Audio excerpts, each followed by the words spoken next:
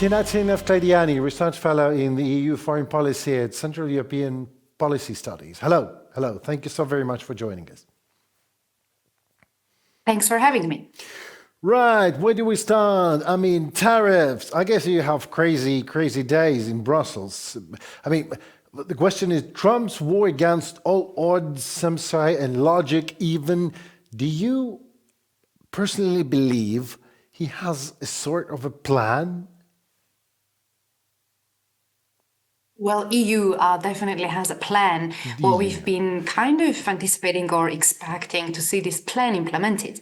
And we thought here in Brussels as well that probably Brussels would come up or would follow up or would respond more promptly than it actually did, because we still don't have the responses. Last week we've seen the announcement of Ursula von der Leyen, the Commission President, and EU would follow up promptly, but we still don't have the response. Currently, the EU leaders are meeting in Luxembourg, and we are awaiting what will be the EU's response. Now, very briefly, why this can be the case, why there is no prompt response, because I think there is a lot at stake when it comes to the geopolitical shifts, when it comes to the security threats and the risks that EU faces. And as we have it, United States is still very much engaged in, ensuring that Europe is secured when it comes to security and defense. So this is why EU's, response has been delayed, and we are still expecting it. Well, I mean, all right, the prompt response, you need time, people have to think about it, but there's another part of the question that I just asked. Do you believe that Trump has a plan? Why? This is my question. I mean, what is the is he going somewhere, or this is just a pure impulse?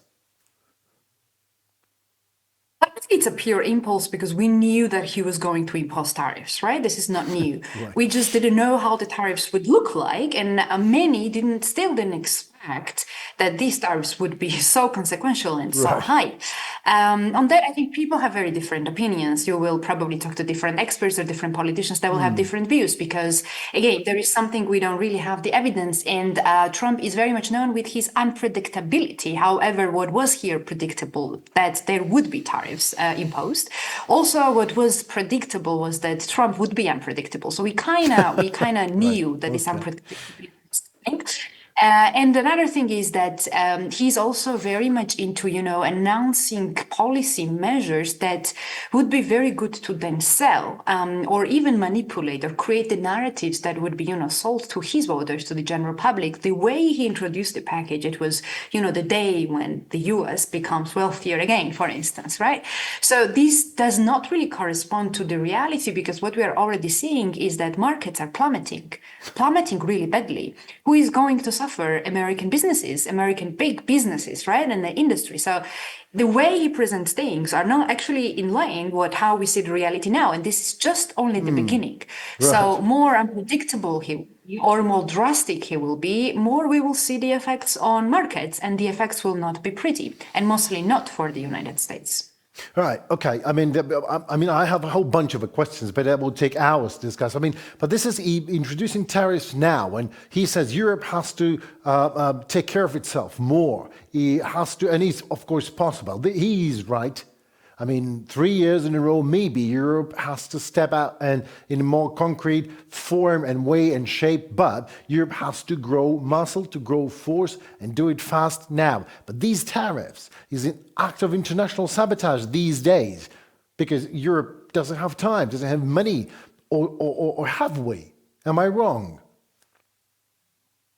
No, this is definitely not a good timing. This is why, we are hearing more and more that Europe is losing its ally, its Western ally, its democratic ally, which traditionally has been the United States. Now Europe has a lot of crisis going on at its borders, immediate borders. The EU, we have the war in Ukraine, which is the war in European continent. So this is definitely not the time for the trade wars. And of course, just to explain also for the audience, of course, businesses are losing, but these are the consumers who are eventually paying for all this. This is basically tax on trade. Who is paying for that? These are the taxes that will be eventually paid by the consumers. So nobody has the luxury, or nobody has the extra readiness for yet extra crisis, especially the voters, especially the consumers. This is definitely not a good moment, but I think Trump very much follows the things he has kind of pledged during his campaign, and this is a continuation of Trump's first presidency. So in that sense, that was very much expected that he would replicate the policies. What we're seeing now is he's replicating with extra strength and extra, knowledge how to push changes very smoothly. So he is leveraging all the experience he has got during his first presidency. Well, you said nobody is gaining from that. Nobody wants another crisis. Well, I know someone in Russia who definitely benefits from all this mayhem. Definitely, Russia definitely will, because this is weaker Europe, weaker West, weaker democratic states, and of course, all democratic states in fight with each other, of course, always plays in the hands of the autocratic states, because what we're witnessing, this is the division in today's world between democracies and autocracies and how they shape up. And of course, fight in the democratic bloc is, of course, very good for Russia or the other autocratic states, to then manipulate the game and take more control over it. Right. Back to these tariffs. I'm just struggling to understand. Shall the European Union be retaliating harshly in return? And this is what is being discussed, right? What would be the next step? Or shall we take a moment and try to convince Donald J. Trump into something which is, I think, is absolutely impossible and naive to do? But, I mean, retaliating in terms of pure economy, no psychology here. Shall we retaliate harshly or not? Now, EU has done, I think, EU has put some efforts to convince Trump otherwise since he started his presidency. We had Trade Commissioner visited Washington before these tariff measures would be announced. We had Ursula von der Leyen, Commission President, making a number of speeches, basically, since this year, where he would, put forward that, EU and US should cooperate, what is at stake, and there's been a lot of closed door, dialogue that we don't even have access to. But so far, President Trump still went ahead, and today we have this announcement of the tariffs, which are quite consequential, quite large. So currently, I do not see what EU can do to convince President Trump otherwise. Maybe there are things, but as this is already announced, I would find it hard, President Trump, to take his word back at this point, although this can still happen, because as I said, Trump is very much unpredictable. And let's see also how the implementation of these tariffs and the trade measures will go. So there may be still some room for, revisiting these announcements, these policies, and what effects they have. Now, I don't think President Trump will necessarily be listening to Brussels or the European Commission or the EU together as a union. What he's been doing so far, he has been listening several member states, and he's been listening some more than the others. So I don't think here Brussels to be, at the driving seat, but these are rather several EU member states. And so, these things can still be revisited, and let's see also how these member states will take that forward. What Trump probably will be looking more is how voters and how, American consumers or voters, his voters, are taking the consequences of it. Because if the consequences are drastic and they're very, very visible for the American economy, to the extent that also voters get that this is, reality is different to what Trump has been saying. If that is clear to the voters, maybe then Trump could revisit his policies. But other than that, I don't see that happening, in the near future. Right. But so now it is not drastic enough, right? We're just in the middle of the whatever it is. If not catastrophe, then the tariff war. We are seeing these results where it's very apparent that markets do not like unpredictability to that extent. And what we're seeing, markets plummeting. So businesses are really, really suffering now, right? We have to see more effects to the consumers so that it translates to the voters, changing their opinion and their support. That will take a little bit more time. Although here, consumers who probably had some, savings invested into into some shares, some markets, they would already actually see the results. Although, this I don't have access to data, and I don't think we do have to see to what extent. But the other effects will be coming through surges in prices of the basic goods. Those things that take a bit more time to show up. So then it translates to how voters take the implemented policies. Right.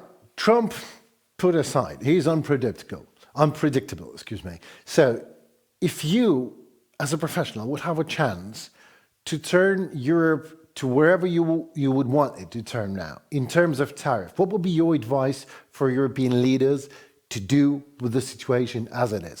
Well, just pure speculation, of course, but just imagine next 5 minutes, all you say will be implemented into life. What would you do? Now, this is a very good question, but also a very tricky one, because here I stand as an economist, which does not like taxes on the trade, because this is a trade war which benefits none of them, right? But I also here see it as a expert who works on the EU's foreign policy, where things are more political. So politically, of course, the question at hand asks that the EU responds very swiftly and very decisively to show that EU has its power. EU has a very big single market. It's a big economic player, and it can retaliate, but it can really hurt American economy. That's what EU should do, right? Politically, to show its power, to play on the global stage accordingly.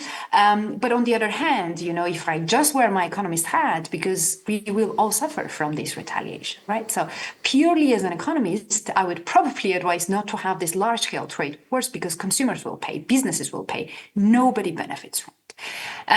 But given how things are, given how everything is politicized, I think here political decisions should prevail, and EU should show the unity, should show the strong position, but also you should consider where to start it from the retaliation, because there are sectors which are more sensitive, there are sectors which are less sensitive, and there are sectors where EU could harm more to American economy than its own European economy. So my direct response would be, go through the sectors where the harm could be higher for American economy than the European economy.